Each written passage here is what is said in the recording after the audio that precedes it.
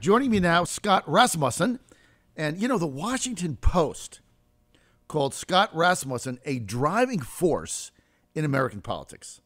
The Wall Street Journal said that he was America's insurgent pollster. I love insurgents. And a key player in the contact sport of politics. Now, long recognized as one of the world's leading public opinion pollsters, Scott is the publisher of ScottRasmussen.com. 2 S's in there, by the way. ScottRasmussen.com, an editor-at-large for Ballandopedia. He's committed to enhancing the public dialogue through data-driven analysis that explores the underlying currents of public opinion. And he just released a new poll, and he's with us now. And by the way, this segment's sponsored by our great friends at Job Creators Network. Go to taxcutswork.com. That's taxcutswork.com. Don't let the lying fake news media tell you you're not getting a tax cut. Go to taxcutswork.com, fill out the form there, and you're going to be able to do two things. You're going to see exactly how much money you saved in your 2018 taxes versus 2017. Because remember, if you're paying on a W-2 and you get a paycheck, you got a lot less money taken out. So it's not really about the refund now. It's about the total amount of money you paid. And the tax cuts are driving the Trump economy. So go to taxcutswork.com. Scott, great to have you, man. John, great to be with you. Now, one of your most recent findings, which I found fascinating, that's why we were excited to have you on today, is you found evidence that Americans are now agreeing that not everybody needs a traditional 4-year college degree. Can you elaborate on that? Sure, and there's a tremendous amount of data on this topic. But, the first thing is that 72% of all American adults say, look, when somebody's looking for a job, what they should actually look for is work experience, not a college degree. Most tend to believe that parents have become too obsessed about getting their children to the right college and planning their careers. And then you step back a little bit, hardly anybody thinks that high schools are doing enough to present alternatives. There's a rethinking of the way that we do college in America. One of the other data points, 54%, most voters believe, and this is kind of a stunning, reshaping of the ideal of college, that it'd be better for just about everybody to work full time for a few years before going to college. And then 72% say, well, once you're there, maybe you should work while you go to school, take 8 years doing your studies, and graduate without debt. You put all of these things together, you get a sense that people are saying, get in the job market, learn some practical skills. It's not that college has no value, but we've maybe gotten things way out of balance at this point in our country. You know what? That is so interesting because in our generation, it was the exact opposite. I'm 61 years old. Neither of my parents or grandparents, anybody went to college ever. So it was like, the main thing is you have to go to college. That's the pathway to success. That's the pathway to get a better job, have a better future, know more, go to college, get the networking going. Now that's flipped over. My own son, I've got 3 children, 2 of them college was no doubt. My third son now that's in the high school told me the other day, he said, if I get drafted out of high school and I get a D1 offer, I'm going to take the money and play ball. I don't care what it is. I'll go to college after that when, the end, we all have an end to our careers. That's so the mindset for younger people is changing. It is, and I have to confess that I was a little bit rebellious back in those days when I was finishing high school. So I graduated over the course of 12 years and 3 colleges, and I worked before going to college. I worked in between stints in college. I worked while I was at college, a variety of paths. So this seems very natural to me. But it was always, when I would tell people something like that, people from our generation, they would look at me like I had 3 heads. That was a crazy way to go about it. And now what I see is there's a lot of people rethinking this. Some of it is the debt Some of it, bluntly, is that people think the whole purpose of going to college is, as you said, make the networks, learn some things, prepare you for a job. Only 20% believe colleges are doing a good job of preparing people for the workforce. Scott the Rebel. That's what you are. You're Scott the Rebel, no question about it. Did things your own way. Scott, let's get to some of the polling that you did on the economy, how Americans are rating the U.S. economy today. Can you go over that? Sure. Right now, 50% say the economy is in good or excellent shape. Just 13% say it's in poor shape. What's been fascinating about watching this, there was you may recall back in late December and through most of January, we had a partial shutdown of the federal government. During that time, we saw economic confidence taking a dive. It had been kind of where it is now. Before the shutdown, we saw confidence go down, and a lot of people were wondering, including us, is this going to be a lasting change or is it just a temporary aberration? Well, as soon as the shutdown ended, the numbers bounced back where they are now, and for the last 2 months, every single week we do this poll with the Job Creators Network, and the numbers saying the economy is in good or excellent shape has been 50% or better every week. 33% say the economy is getting better today. Just 24% say it's getting worse. Again, this is a positive sign. It's something that we saw before the shutdown and have seen consistently afterwards. I do have to tell you, with all of these numbers, there's a partisan split. Republicans overwhelmingly say the economy is getting better. Democrats say, no, not really, and independents aren't quite as enthusiastic as Republicans. That's always the case. But on balance, when more people say things are getting better than worse, that's a great sign for the economy. Something else that we do is we ask about personal finances. Right. And once again, we're kind of in that same range, about half saying their own finances are in good or excellent shape. But here, the optimism about where we're going is even stronger. By a 2-to-1 margin, 31% to 16%, people say their own finances are getting better. James Carville famously said long ago about elections, it's the economy, stupid. He was close, and it worked, obviously, for Bill Clinton way back in 1992. But the truth is, it's about your personal finances. We find that people's perceptions of their own finances tracks more closely with their voting mood. And so if this continues to increase and improve in the coming months and years, it will benefit the incumbent president of the United States. I don't see how it wouldn't. And, when you talk about your personal finances getting better, as you said, better are 31%, worse 16%. I mean, that's a 2-to-1 margin, right? I mean, that's a big number. It is, and it's a very significant number. And you have to remember this isn't something that changes on a day in, day out basis. Most people have a job with a paycheck, or some kind of. So it's not like you sit down at the end of the week and say, did I do better this week than last week? It is a general perception of your economic well-being. Some of it has to do with your perception of opportunities. What if I found, is somebody interested in another job? Are there some other things? Are jobs coming into our area? Some of it is related to just the fact that we've had a strong economy now for a period of time, and maybe you've paid off some debts and see some other things out there. So you put it all together in this sense of people feeling pretty optimistic about the economy and their own finances, very strong and very consistent. You're on the John Fredericks Radio Network. We are with the all-star pollster of all time, Scott Rasmussen. You can follow him.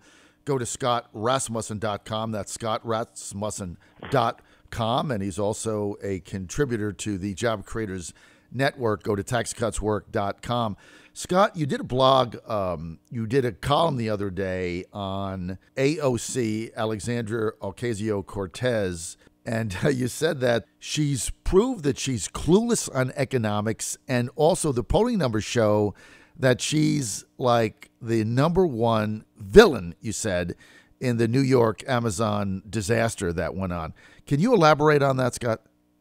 Well, that wasn't my poll, but what we did, we have done some polling at AOC, and people nationwide are beginning to recognize who she is. One of the things that we sometimes forget, people who are in this business, most Americans have other things to do with their lives, so they're not wrapped up in the same debates that we are. Right. And about a third of all Americans don't know who AOC is. One of the most fascinating parts of the poll, though, was we asked, if I were to go out and ask about, do you like or dislike Donald Trump or Hillary Clinton, everybody knows who you're talking about, so you can get a pretty solid answer. Right.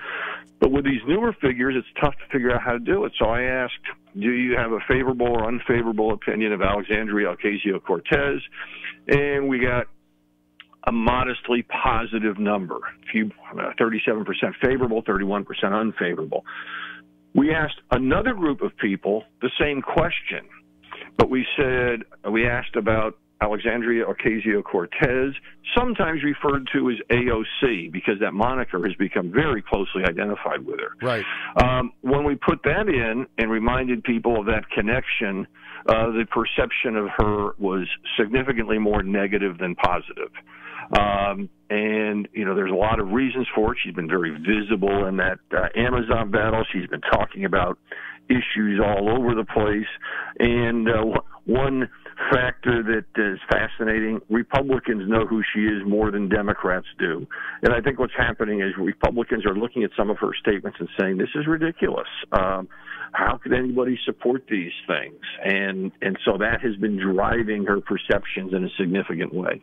You know what is amazing to me, and I want to get your comments here, Scott Rasmussen. You just went over these phenomenal polling numbers about the U.S. economy, personal finances, people's feelings about jobs versus layoffs.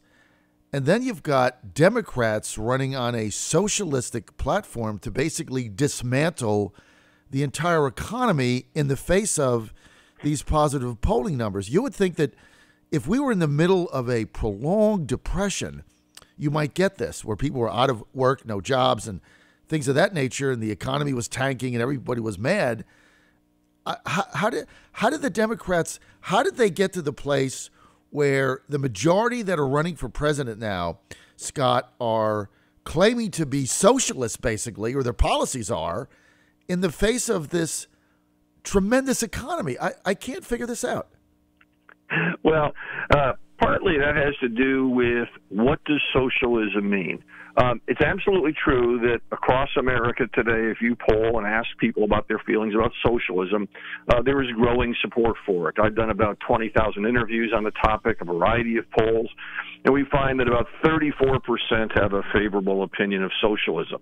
So people in Washington, people running for president, look at that and they think, yes, the voters are rising up and they're ready to support what Bernie Sanders and AOC are selling, because that's where we go. And that's a fairly enticing thing if you're a politician, because it means turning more power over to the government. In reality, though, among people who say they like socialism, 80% of them like free markets as well. Overwhelmingly, they like capitalism.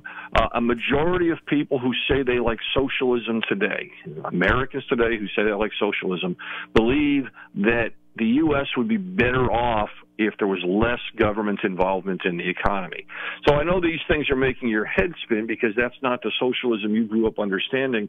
But the term socialism today, as it is used in America, it's not even perceived by most as an economic ideology. It's a little bit of a sense of we do have a great economy. We want to keep it going. We need to do a little more to smooth off some of the rough edges and make sure everybody can participate. But that is not the policies that the Democrats are campaigning on. They're campaigning That's correct. on. And so what happens here, this is where the disconnect is really significant. Actually, Kamala Harris had a problem with it right out of the chute in her campaign. If you ask people, and I've done it in a variety of ways, do you like Medicare for all, single-payer health insurance? Should we ensure that everybody has access to health care? People say yes, and the reaction is, and by the way, you should say yes. We want everybody to have access to health care. Sure. We're an affluent nation. There's we should have a system that works to provide care for everybody at some level. However, when you begin to put a specific policy in place, like Senator Sanders' plan and the plan that Senator Harris endorsed, and you talk about getting rid of private insurance companies, only 15% of voters support that. It's a very minority position. And in fact, when you get to support for the idea, not beyond the word socialism, to policies like this, the support is typically in that 15 or 20% range. And if I were Donald Trump and looking at some of these promises that are being made, I'm thinking some of this is going to be a really easy target for campaign 2020. Well, I agree with you there. And what a fascinating line you just drew, because when you think, like, I think what I've understood you saying, Scott, based on the polling, is when you say socialism, people aren't really interpreting that as going to a command-based government economy. What they're saying is... No, not at all. Right, so they're not making the association for what it actually is. So it's like, yeah... John, I want to jump in there. Go ahead.